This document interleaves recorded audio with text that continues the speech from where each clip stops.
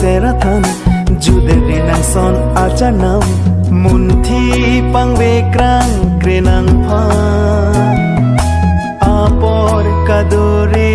achar nam sine nang lo thek the nang lom an singdi chithe avini nang phan pangbe krang ason nang ni phan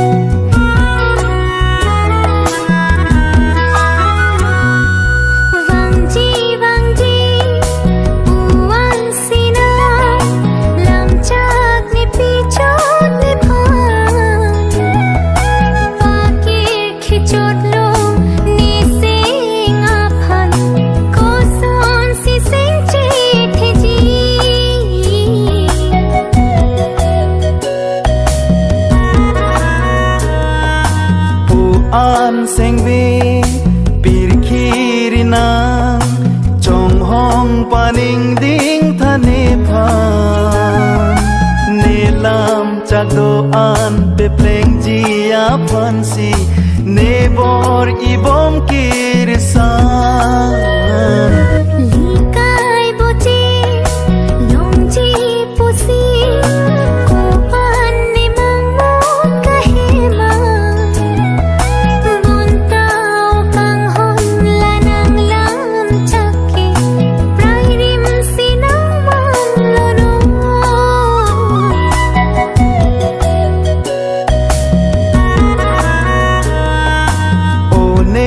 kang hon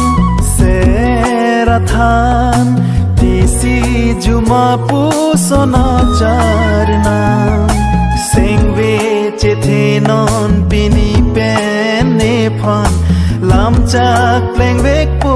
kang hon singdi chithe avini nang phan pangbe krang ason nang ni phan non ma lom ka mon thina